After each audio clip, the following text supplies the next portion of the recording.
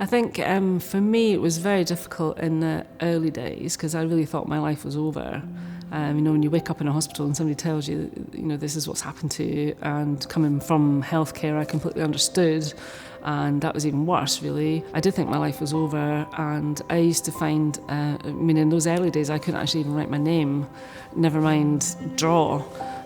So I thought, that's it, I'm never going to be able to do any of that again. For someone who's had a brain injury, you can really feel that, your life is going nowhere, nothing's happening, and, you've lost a lot.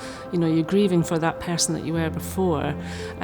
But when art comes into it, it tends to, it just gives people, it lifts their mood, it lifts their confidence, it gives them a sense of well-being and just makes them feel generally happier.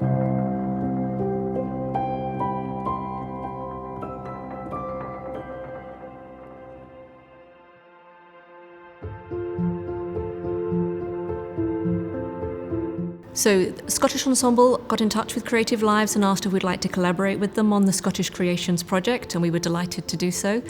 We then put an open call out across Scotland to craft groups, art groups, any newsletters that we could find, saying that we were inviting people to submit work that had been inspired by their local area. So yes, in Dundee, we've borrowed lots of easels to show the work that's been created with a group that's been working with the McManus Gallery. They have had an artist there who's worked with some people who've come to them through the NHS, because one of the main things that we're really keen to sort of show at Creative Lives is just the very many different ways that people can be creative and how good it makes you feel when you do that. I just always used to really enjoy drawing, doodling, sketching, whatever. It just always was something in the background. It's just a hobby that I've always had. I think it's really important not just to kind of have school and then work and have nothing. I like to have my sort of thing for me was my sketching, my doodling, my drawing, whatever. Certainly at Creative Lives, we're always really keen to promote the idea that everyone can be creative and that there are so many different ways that you can do that. And we've loved the way that this exhibition has come together in that way.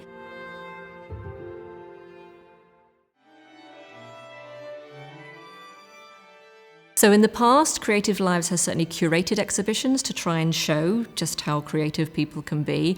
But the idea of taking that on tour with an ensemble, we've never done that before. And of actually going on tour to different places around Scotland, we've never done that either. So it's been quite the experience. The main piece that Scottish Ensemble have been performing, which is Issy Robertson's Archetypes, is all about storytelling.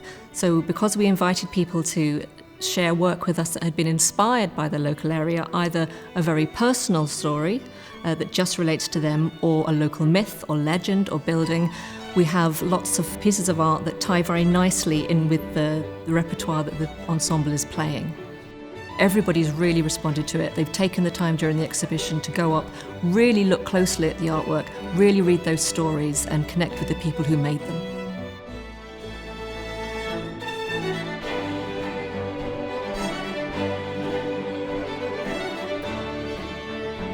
It's been really lovely to see the different venues and to see how the exhibition and the artwork sits in those different venues, different shapes of rooms, different lighting.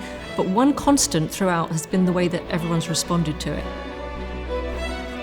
And what's also been really lovely is people who had submitted work that was chosen for the exhibition actually coming along to the concert and seeing their work hanging up on the board.